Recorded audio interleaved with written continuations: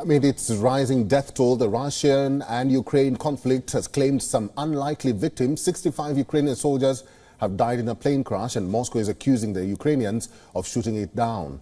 The plane crash is one of the deadliest incidents in the almost 2-year-old war inside Russia's internationally recognized borders, where everything is shrouded in the fog of war.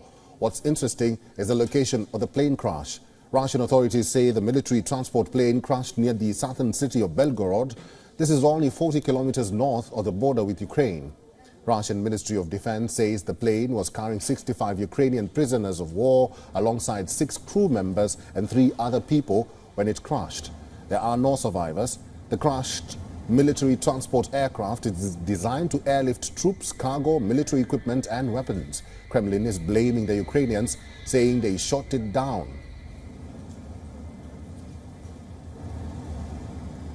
The plane was downed by the Ukrainian armed forces from Liptsi village in Kyiv region using an anti-aircraft missile system. The radar facilities of the Russian aerospace forces observed the launch of 2 Ukrainian missiles. If the Russian claim is indeed true, it would be a big embarrassment for Ukraine, as it would have shot down its own men in misdirected fire. In Kyiv, local media initially cited sources in the Ukrainian military saying its army downed the plane that was transporting missiles, but that claim was later retracted. Moscow and Kyiv have also recently accused each other of a sharp escalation in attacks on civilian areas in the past 2 months. These are images from Kharkiv, Ukraine's second-largest city that lies next to Ukraine's border with Russia.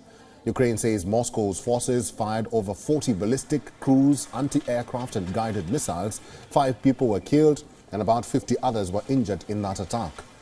The Ukrainians too have sharpened their attacks on Russians. These are images from Sunday when Ukrainian shelling killed 25 people and wounded some others on the outskirts of Donetsk, a Russian-occupied city. The 2 countries have exchanged prisoners on a number of occasions since the start of the war. These are images from January when 230 Ukrainian prisoners were freed from Russian captivity. In exchange, 248 Russians were released by Ukraine in the deal mediated by the United Arab Emirates.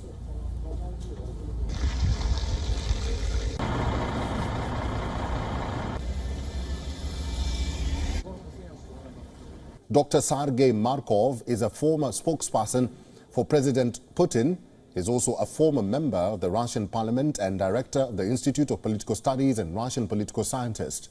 Dr. Markov is joining us live from Moscow. Welcome to WION The World is One, and thank you very much for making time for us. Thank you. Thank you. Now, the head of Hello. Russian State Duma Defense Committee issued a statement after the crash and said that any talk of prisoner exchanges is now off the table, accusing Ukraine of downing the plane to frame Russia.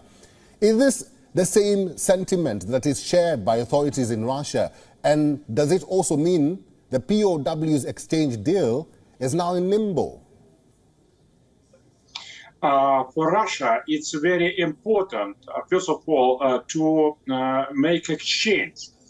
These Ukrainian prisoners of war have been moved by this plane to the region of Belgorod city for the exchange with Russian prisoners of war, which have been captured by Ukrainian army. And this deal have been prepared. Russia give all information to the Ukrainian side about 2 planes who are moved with Ukrainian prisoners of war. But nevertheless, these planes have been crashed by Ukrainian rocket missiles from Liptsi village. It's Kherson region, which is under the control of Ukrainian army. And also Russia very much interesting to keep Ukrainian prisoners of war in safety and good conditions, because Russia appealed to the Ukrainian soldiers to move to the Russian side and to to bring their weaponries.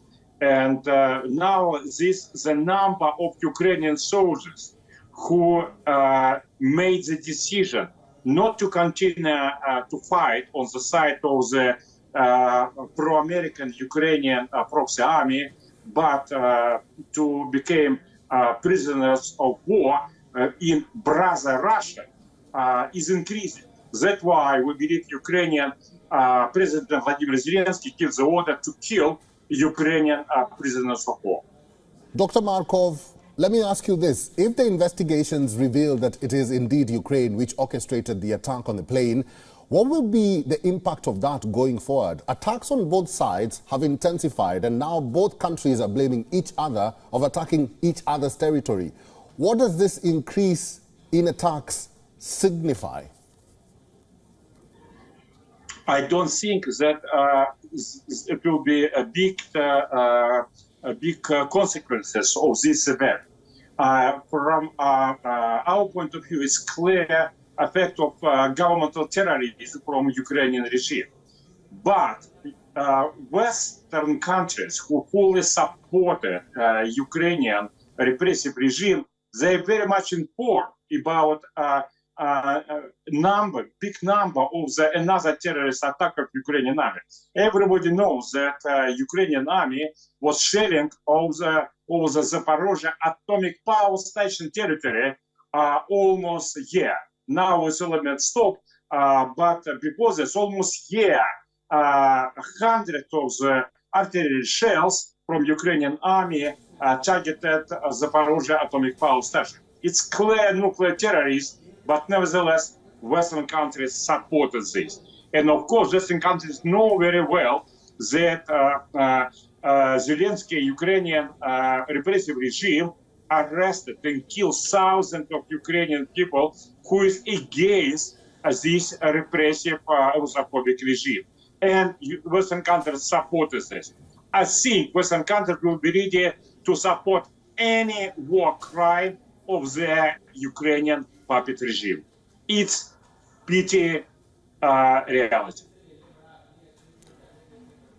All right, I've been talking to Dr. Sergei Markov, who is a former spokesperson for President Putin. He's also a former member of the Russian parliament and director of the Institute of Political Studies and Russian political scientist. Dr. Sergei Markov, thank you very much for your insights and for talking to WION World is One today. Thank you. WION is now available in your country. Download the app now and get all the news on the move.